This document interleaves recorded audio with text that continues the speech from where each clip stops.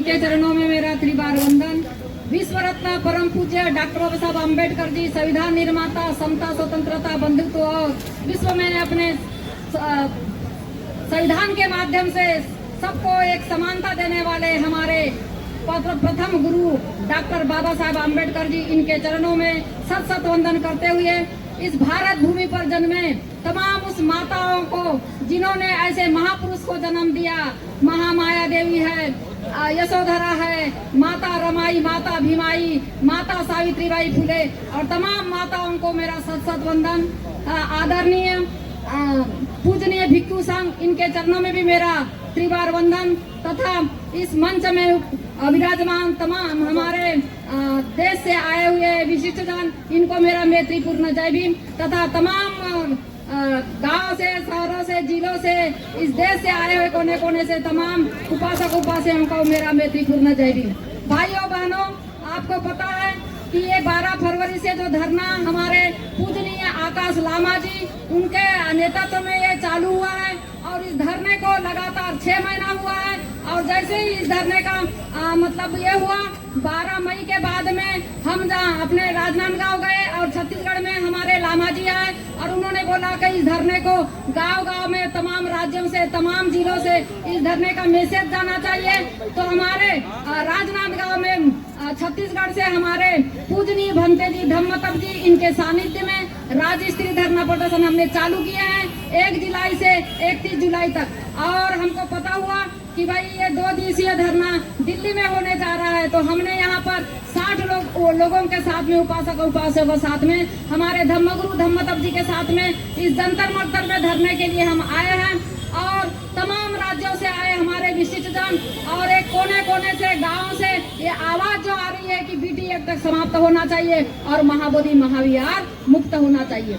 भाइयों बहनों, मैं सबसे पहले बताना चाहती हूँ कि महाबोधि महाविहार जो मनुवादों के हाथों में है, तो ये जो नहीं मनुवादों के हाथों में है, इसका कारण भी हम लोग हैं। हमको कारण खोजना पड़ेगा क्योंकि हम पूर्ण तरह से बुद्धिस्ट नहीं हुए थे और हमको ये भी पता नहीं है कि भगवान बुद्ध क्या है, बीटी एक्ट क्या है और भगवान बुद्ध की उपासना कैसे की जाती है, पूजा कैसे की जाती है। जैसे हम छत्तीसगढ़ से महाबोधि महाविहार में आए और हमने देखा कि महाबोधि महाविहार में विश्व के तमाम बुद्धिस्ट देश, जहाँ के विश्व के बड़े बड़े, चाहे वो साइंटिस्ट हो, चाहे बड़े बड़े अरबपति हो, खरबपति हो, भगवान बुद्ध की धरती को वंदन करने आते, वो उपासना करते हैं, एक महीना रह के वहाँ पर चैंटिंग करते। लेकिन यहाँ जो भारत के मूल निवासी है वो भगवान बुद्ध के धम्म को सही तरीके से नहीं जान पा रहे हैं। मैं आप लोगों से आह्वान करना चाहता हूँ, अभी भी हमारे भारत में बौद्धों की संख्या जैसी होनी चाहिए वैसी बौद्धों की संख्या नहीं है।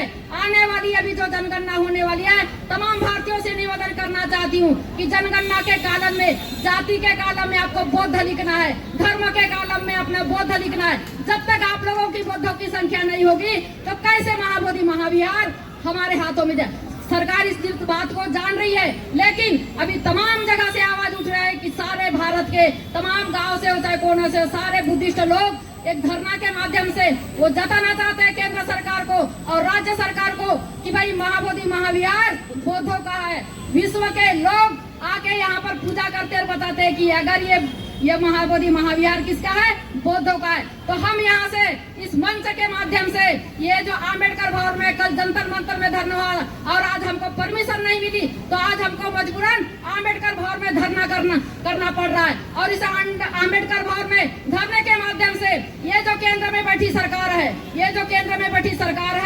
ये सरकार की आंखें खोलने के लिए हम यहाँ से आह्वान करते हैं कि वो हमारे साथ में न्याय करे, वो हमारे साथ में न्याय करे।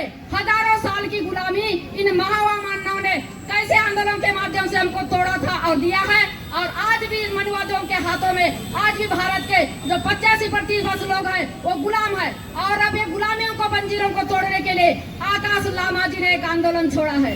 आकाश लामा जी हमारे पूजनीय है, उन्होंने संकल्प लिया है कि जब तक हम महाबोधि महाविहार को मुक्त नहीं करेंगे तब तक के हम मतलब इस आंदोलन को खत्म नहीं करेंगे। और इस आंदोलन का गति देने के लिए तमाम भारत के कोने कोने से वो उपासक और उपासिकाएं हमारे भंतेगण है, सभी लोगों का हम एकजुट होकर साथ देंगे और हम महाबोधि महाविहार को मुक्त करके रहेंगे। चाहे वो सरकार अपनी कितनी भी एड़ी चोटी का जोर लगा ले, हमारे जो महाबोधि महाविहार को आप कब तक गुलाम बना के रखोगे?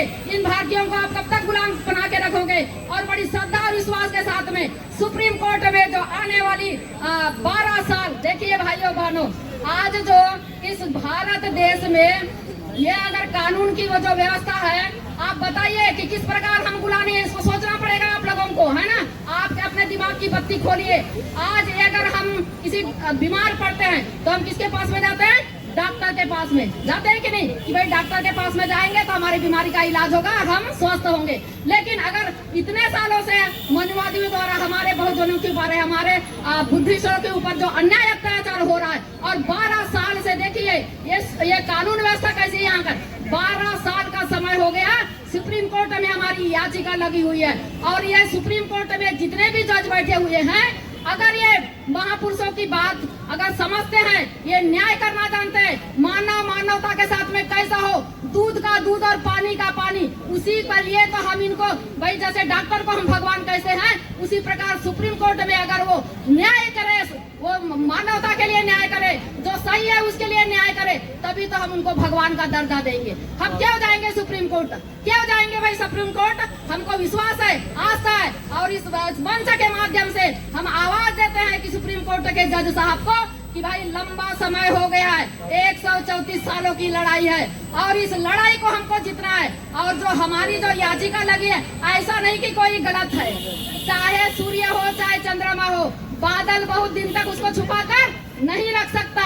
उसी प्रकार इन मनुवादियों ने जो महाबोधि महाविहार बौद्धों का नहीं है और मनुवादियों के हाथ में रखा है, इनको आप ज्यादा देर तक छुपा कर नहीं रह सकता। हमारी याचिका पर आपको न्याय करना होगा, दूध का दूध और पानी का पानी करना होगा, तभी तो हम बोलेंगे कि ये जो बैठे हुए न्याय के लोग हैं, ये भगवान के तुल्य है। जैसे एक डॉक्टर कैसे बिना भेदभाव के एक व्यक्ति का इलाज करता है, संपूर्ण मानव का इलाज करता है, उसी प्रकार हमारा विश्वास है, हमारी आस्था है सुप्रीम कोर्ट पर। हम यहाँ आवाज से आपको मैसेज देना चाहते हैं कि आप भी मानवता के साथ न्याय करेंगे, वो नहीं देखेंगे कि वो किसी केंद्र सरकार के हाथों में बनी हुई है ना। ये नहीं होना, क्योंकि जो हमारी जो सुप्रीम कोर्ट है, स्वतंत्र न्यायपालिका ने, बाबा साहब ने कहा था कि ये जो स्वतंत्र हमारा जो न्यायपालिका कैसा होना चाहिए, स्वतंत्र होना चाहिए।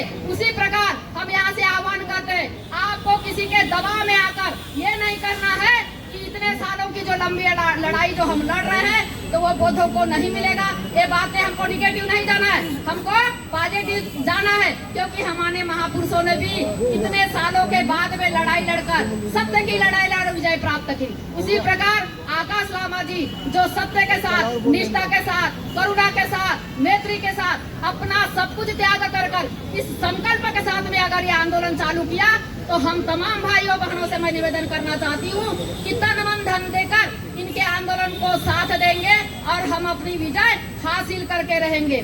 मैं एक गाना भी बोलूंगी, मंजिलें उन्हीं को मिलती है जिनके सपनों में जान होती है, मंजिलें उन्हीं को मिलती है। भाई हम तो सपना ही नहीं देखते, हम जानते हैं कि हम बहुजन लोग हैं, हमको कुछ नहीं मिल सकता। अरे भाई सपना बड़ा देखोगे तभी तो कुछ मिलेगा, है ना। मंजिलें उन्हीं को मिलती है जिनके सपनों में जान होती है, पंखों से कुछ नहीं होता, हौसलों से उड़ान होती है, हौसलों से उड़ान होती है, हौसलों से उड़ान होती है। अब ये हौसला हमारे आकाश लामा जी है, इन्होंने अपना दमखम से साथ में अपना हौसला आगे बढ़ाया, अपना संकल्प के चाहे मेरी जान क्यों नहीं जाए, ऐसा होता है संकल्प। हम तमाम लोगों को अपनी कुर्बानी देने के लिए संकल्पित होना होगा, चाहे वो महिला हो, चाहे वो पुरुष हो, चाहे वो कोई बच्चे हो, तभी हम अपनी असली आजादी ले पाएंगे। ऐसा नहीं कि बाबा साहब के द्वारा मिल गया और हम गाड़ी बंगलों में रहेंगे, भैया हमको धूप लग रही है। हम छत्तीसगढ़ से आए, हम अपने बच्चों को छोड़ के, अपने परिवार को छोड़ के आए, हम एक महिला होकर इतना बड़ी बात कर सकते हैं। आप लोगों को भी ये बात करनी होगी। तमाम दिल्ली के यहाँ पर जो लोग हैं उनको जागना होगा, क्योंकि ये केंद्र की सरकार